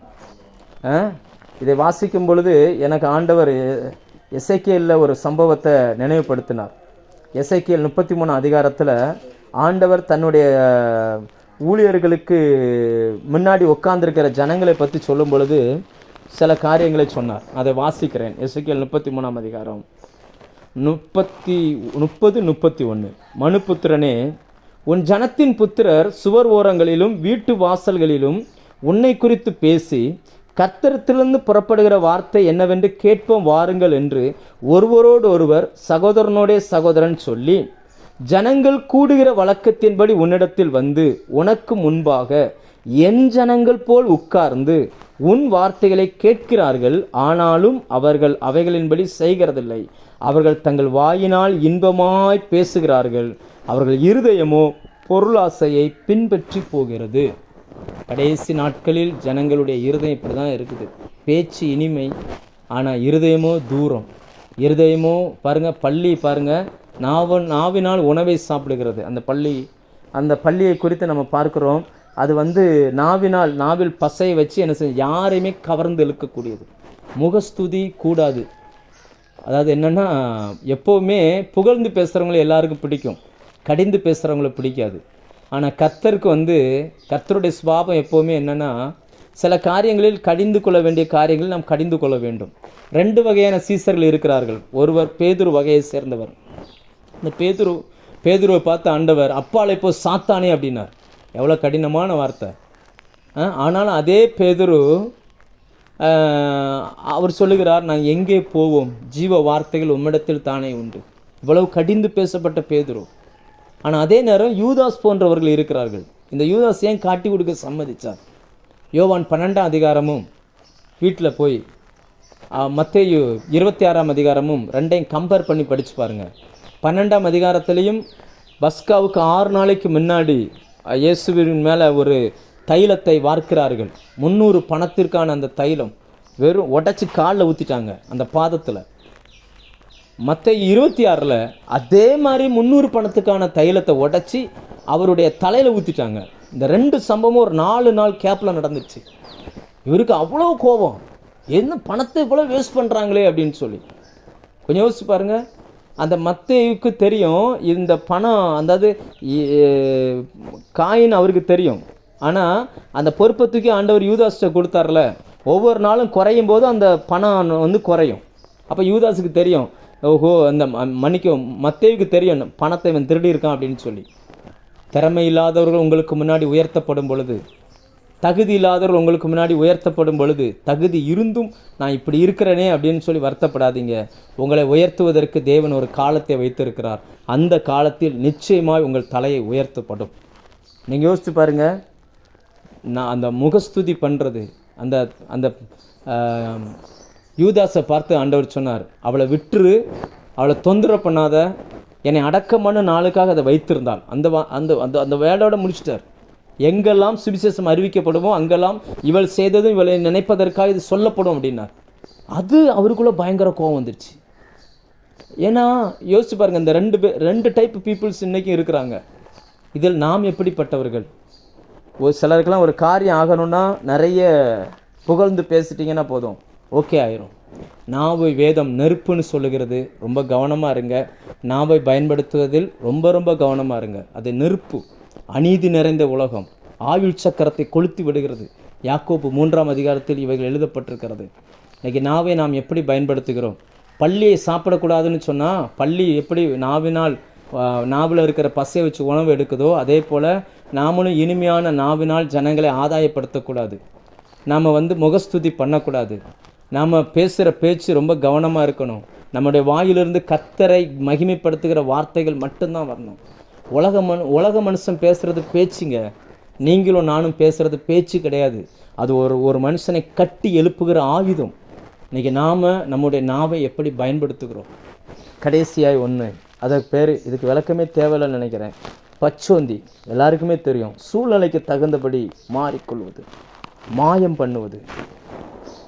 இந்த பலகீனம் பெரிய பெரிய ஊழியர்களுக்குள்ளேயும் இருக்குது. பைபிளில் நம்ம பார்க்குறோம், இந்த பலகீனம் பேதுருவுக்குள்ளே இருந்துச்சு. ஒரு இடத்துக்கு போனால் அந்த இடத்துக்கு தகுந்த மாதிரி மாறிக்கொள்வது. மத்தேயு 26:74 நம்ம வாசிக்கிறோம். இயேசுவை பிடித்து சிறைச்சாலையில் வைத்திருக்கிறார்கள். விசாரணை நடந்து கொண்டிருக்கிறது. வெளியில் உட்காந்து குளிர் காய்ந்து கொண்டிருக்கும் போது அந்த பெண் கேட்குறாள், நீயும் அவர்களில் ஒருவன் தானேன்னு சொல்லி. அதற்கு பேதுரு சொல்லுகிற பதில் என்ன தெரியுமா? அந்த மனுஷனை நான் அறியேன்றார். அந்த வார்த்தையை கவனித்து பாருங்கள். நீ சொல்லுகிற அந்த மனுஷனை நான் அறியேன் அப்படின்றார். அந்த வசனம் வாசிக்கிறேன், 26:74. அப்பொழுது அவன் அந்த மனுஷனை அறியேன் என்று சொல்லி சபிக்கவும் சத்தியம் பண்ணவும் தொடங்கினான். உடனே சேவல் கூவிற்று. சூழ்நிலைக்கு தகுந்தபடி மாறுவது. பச்சோந்தியினுடைய கலர் என்னன்னு சொல்லி யாருக்குமே தெரியாது. ஏன்னா அது எதில் நிற்குதோ அதுக்கு தகுந்தபடி தன்னை மாற்றிக்கொள்ளும். இப்போ வெளியில் நிற்கிறாங்க. பேதுரு வெளியில் நிற்கிறார். 3.5 வருஷம் தன்னோடு கூட இருந்தவர். அந்த ராத்திரியில் ஒரு 3-4 மணி நேரத்துக்கு முன்னாடி தான் சொன்னார், உங்கள் கூட சாகிறதா இருந்தாலும் சாவேன், நான் உங்களை மறுதளிக்க மாட்டேன்னு சொல்லி. இப்போ ஒரு 4-5 மணி நேரம் கழித்து சொல்கிறாரு, அந்த மனுஷனை எனக்கு யாருன்னே தெரியாது. அவரை யாருன்னு தெரியாதுன்னு சொல்லியிருந்தா கூட பரவாயில்லைங்க, கொஞ்சம் மரியாதையாவது பேசியிருக்காருன்னு சொல்லலாம். அந்த மனுஷனையே எனக்கு யாருன்னு இப்படி ஒரு ஆளே எனக்கு தெரியாது அப்படின்ட்டார். இது இயேசுவை பரிசுத்தாவை பெறுவதற்கு முன்னாடி. பெற்ற பிறகும் இந்த மாதிரியான சுபாவம் அவருக்குள்ளே இருந்துச்சு. அவருடைய நிழல் பட்டு ஜனங்கள் சுகமானார்கள். பெரிய பெரிய காரியங்களை செய்த மனுஷன். கலாத்தியர் நீங்கள் எடுத்து படித்து பாருங்கள். கலாத்தியர் 2ஆம் அதிகாரத்தில் அவர் இருக்கிறார். ஒரு ஊருக்கு போயிருக்கும் பொழுது அந்த ஊரில் இருக்கக்கூடியவங்க ஒரு விருந்து பண்ணுறாங்க. இயேசுவை அறியாத புறஜாதி மக்கள் ஒரு இடத்துல உட்காந்து சாப்பிட்ட உடனே அவங்க நடுவில் போய் பேதுரும் உட்காந்துட்டார். ஜனங்களை நானும் ஊழியக்காரங்க அப்படின்னு சொல்லி போய் உட்காந்துட்டார். உட்காந்து சாப்பிட்டுக்கிட்டு இருக்காரு. அந்த நேரத்தில் பார்த்தீங்கன்னு சொன்னால் யாக்கோபின் இடத்துலேருந்து, யாக்கோபை சேர்ந்த, அதாவது யாக்கோபு ஊழியம் பண்ணுகிற அந்த சபையிலேருந்து சில பேர் வந்துட்டாங்க. அவங்களாம் யாருன்னா விருத்த சேதனம் பண்ணப்பட்டவர்கள். அவங்கள பார்த்த உடனே இங்கே சாப்பிட்டுட்டு இருந்தவர் அந்த தட்டை தூக்கிட்டு அப்படியே மெதுவாக அந்த பக்கம் போனார். அதை தான் மாயம் பண்ணுவது அப்படின்றது. அவர் போகிறத பார்த்தோன்னே பின்னாடியே பர்னபாவும் போனாராம். அதான் அங்கே எழுதும்பொழுது கலாத்தியர் 2ஆம் அதிகாரம் 11, 12, 13 வாசித்து பாருங்கள். அப்போஸ்தலனாகிய பவுல் முகமுகமாக அதை எதிர்த்திருக்கிறார். நீங்கள் மாயம் பண்ணுகிறது என்ன? சமயத்திற்கு தக்கபடி பேசுகிறது என்ன? நேரத்துக்கு தகுந்தபடி மாறுகிறது என்ன? சிலருக்கெல்லாம் அந்த எங்கே போகிறாங்களோ அதுக்கு தகுந்த மாதிரி மாறிடுவாங்க. உலகத்தானோடு பேசினா உலகத்தானாக மாறிடுவாங்க. பரிசுத்தவான்களோடு பேசினா பரிசுத்தவான்களாக மாறிடுவாங்க. அப்படியே நேரத்துக்கு தகுந்த மாதிரி மாறுகிற இந்த சுபாவம் நமக்குள்ளே இருக்கக்கூடாது. இவைகள் இருக்குமேயானால் இவைகள் நம்மை பரிசுத்தமாய் வாழ விடாது, நம்மை அசுத்தராய் அது மாற்றிவிடும். தேவன் இந்த சுபாவங்களை விட்டு வெளியிலே வரும்படி இந்த காலை வேளையில் விரும்புகிறார். உங்களுக்குள்ள இந்த சுபாவங்கள் இருக்குமானால் விட வேண்டியதை விட்டுருங்க. நீங்கள் உங்களை பரிசுத்தம் பண்ணிக்கொண்டு பரிசுத்தராயிருங்கள். நான் இல்லை, கர்த்தர் தான் எல்லாமே செய்வார்னு நினைக்காதீங்க. நீங்கள் விட வேண்டியதை நீங்கள் விடுங்க, விருப்பப்படுங்க. கர்த்தர் உங்கள் விருப்பத்தை நிறைவேற்றுவார். கடைசியாக ஒரு வசனத்தை மட்டும் வாசித்துட்டு நான் ஜெபிக்க விரும்புகிறேன். ஆதியாகமம் 8ஆம் அதிகாரத்தில் இந்த ஊறுகிற எல்லா பிராணியுமே அந்த பேழைக்குள்ளே கடந்திருக்குது. அந்த பேழையிலிருந்து அந்த வசனத்தை கடைசி அந்த பேழையெல்லாம் இருந்து எல்லாரும் வெளியில் வரும்பொழுது சரியாக அந்த வசனத்தை ஆண்டவர் மென்ஷன் பண்ணுகிறார். ஆதியாகமம் 8:19 அதை நான் வாசிக்கிறேன். பூமியின் மேல் நடமாடுகிற சகல மிருகங்களும் ஊறுகிற சகல பிராணிகளும் சகல பறவைகளும் ஜாதி ஜாதியாய் பேழையிலிருந்து புறப்பட்டு வந்ததுன்னா வெளியில் போயிருக்குது. அந்த பேழையிலேருந்து வெளியில் போயிருக்குது. இப்போ ஜலப்பிரளயம் வந்தது. எங்கும் வீடு கிடையாது, எங்கும் எந்த பொருளும் கிடையாது. இது அரராத் மலையில் தங்கிவிட்டது. தேவனுடைய மகிமை அந்த மகிமையின் மலையில் தங்கிடுச்சு. இப்போ நோவாவுக்கும் நோவாவின் ஜெனரேஷனுக்கும் தங்கிறதுக்கு வீடு கிடையாது. ஏன்னா அவங்க கையில் எதுவுமே இல்லைல்ல. மலைக்கு மேலே போயிடுச்சு, பாறைக்கு மேலே நிற்குது. இப்போ அவர்கள் தங்குற வீடு எது அப்படின்னாச்சுன்னா இவங்க கட்டி இருக்கிற அந்த பேழையில் தான் தங்கணும். ஆனால் அந்த பேழைக்குள்ள ஊறுகிற பிராணி இருக்குது. இப்போ அதில் நடமாடுகிற ஜீவஜந்துகள், பறவைகள், பிராணிகள் உள்ளே இருக்குது. அந்த எல்லா பிராணியும் வெளியில் போனதுக்கப்புறம் தான் பேதுரு நோவாவும் நோவாவின் ஜெனரேஷனும் அந்த பேழைக்குள்ளே போய் தங்க முடியும். இன்றைக்கி நாம் அந்த பேழைக்கு ஒரு அடையாளமாக இருக்கிறோம். அவருடைய வீடுக்கு ஒரு அடையாளமாக இருக்கிறோம். நமக்குள்ளிருந்து அவைகள் வெளியில் போனால் மட்டும்தான் கர்த்தர் நமக்குள் தங்க முடியும். இந்த அசுத்தங்களையும் வைத்துவிட்டு கர்த்தரும் என் கூட இருப்பார் அப்படின்று நாம் நினைத்து கொள்வது நம்மை நாமே ஏமாற்றிக் கொள்வதற்கு சமம். அநேக நேரங்களில் நாம் எங்கே தவறு பண்ணுகிறோம் என்றால் நமக்கு நாமே திருப்தியாய் ஜெபம் பண்ணிட்டோம், பைபிள் படிச்சிட்டோம், நம்ம ஏதோ ஒன்று பண்ணிட்டோம், கர்த்தர் நம்ம கூட இருக்கிறான்னு நம்மை நாமே ஏமாற்றிக் கொள்கிறோம். இல்லை, கர்த்தர் சொன்ன காரியங்களில் அவர் மாறாதவராயிருக்கிறார். இந்த காலை வேளையில் உங்களை பரிசுத்தம் பண்ண விரும்புகிறார். இவைகள் அசுத்தம் என்று கர்த்தர் உங்களோடு பேசியிருக்கிறார். இது ஒருவேளை உங்களுக்குள்ளே இருக்கும்னா நீங்கள் அறிக்கையிட்டு மனம் திரும்புங்க. இல்லைன்னா நிற்கிறேன் என்று சொல்கிறவன் விழாதபடிக்கு எச்சரிக்கையாக இருக்க கடவோம். இப்படிப்பட்ட சூழ்நிலைகளை நீங்கள் இனம் கண்டு உங்களை விட்டு மாற்றிக்கொள்ளுங்கள். அப்படிப்பட்ட சூழ்நிலைகள் தவறு செய்யக்கூடிய வாய்ப்பு வருதுன்னா அதை விட்டு விலகி கொள்ளுங்கள். கர்த்தர் உங்களை பரிசுத்தத்தின் மேல் பரிசுத்தம் அடைய பண்ணி பரலோகத்தின் நன்மையினால் இந்த காலை வேளையில் உங்களை நிரப்புவாராக.